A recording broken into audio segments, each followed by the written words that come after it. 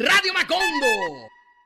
Los periodistas que entrevistaban al candidato Duque en medio de balones de fútbol, guitarras y otros artículos con los que hacía gala de sus encantadores atributos y destrezas, pues son los mismos que se suman a las voces de rechazo en contra de los artículos del New York Times.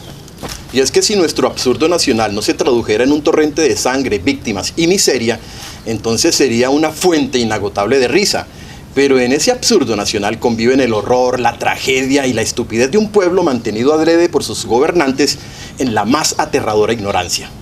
Tras el artículo del New York Times, en el que se habla de directrices que podrían llevar a una nueva escalada de ejecuciones extrajudiciales o falsos positivos por parte del ejército, la agencia Associated Press asegura tener evidencias que vinculan al comandante del ejército, el señor Nicasio Martínez, con pagos a supuestos informantes que aparecieron en las cuentas de soldados condenados por haber participado en falsos positivos. La evidencia se sustenta en documentos de la Fiscalía colombiana que revelan que durante el 2005 el entonces coronel firmó por lo menos 7 pagos cuestionables. Hay que señalar que ese mismo año se firmó la tenebrosa Directiva Ministerial 029 que reglamentó el pago de recompensas por guerrilleros muertos. La agencia de prensa dice que estos pagos nunca excedieron los $500 y eran para supuestos informantes cuyos nombres e identificaciones no coinciden. Además señala que en 2 de esos casos el beneficiario real fue el soldado Óscar Alfonso Murgas, quien años después fue condenado a 40 años de cárcel por su participación en la muerte de un civil no relacionada con el combate. Los documentos también revelan pagos dirigidos a un excomandante paramilitar condenado a 15 años por extorsión. Es decir, nuestro gallardo general, hoy comandante del ejército, le hacía pagos a soldados y a paracos para suministrar muertos. Y es que no en pocas ocasiones el hoy comandante del ejército ha sido señalado de hacer parte del entramado de altos oficiales que se valieron de dichas ejecuciones extrajudiciales para darle un parte de victoria a los gobiernos de Álvaro Uribe Vélez. Muchos de esos altos oficiales siguen activos, mientras los soldados regulares que ejecutaban sus órdenes, amparados en una política de conteo de cuerpos, fueron condenados por estos hechos. Pero en este absurdo nacional no todo es un río de sangre, también hay caudales de insensatez y estupidez que nos hacen cómplices de quienes nos roban. Por ejemplo, la gasolina que consumimos los colombianos se encuentra entre las más caras del planeta en relación al salario mínimo legal vigente. Un galón de combustible le cuesta al colombiano fácilmente el 20% de su ingreso promedio diario. Y lo pagamos sumisamente, no como los franceses que se recontraemputan y hacen reversar políticas económicas y bajar precios.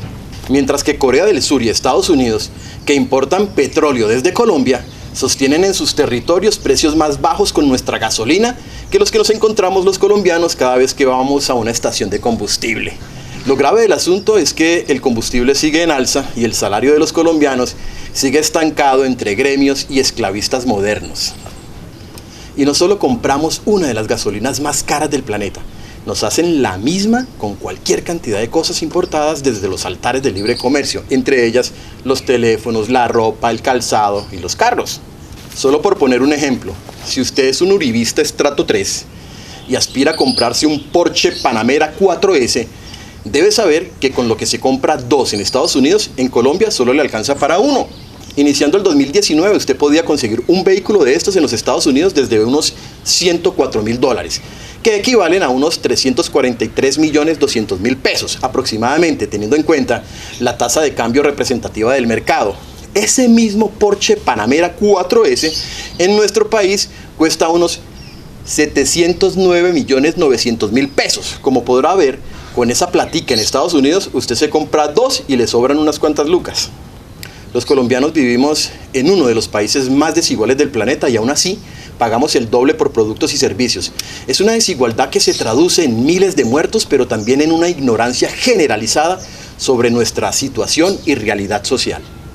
Nos han hecho creer que todos los males de Colombia están en el conflicto. Nuestra tragedia no ha sido el conflicto armado. Eso solo fue una de las consecuencias del constante saqueo por parte de una clase dominante que nunca se ha dedicado a gobernar para zanjar brechas sociales. Todo lo contrario, las profundizan cada vez que pueden.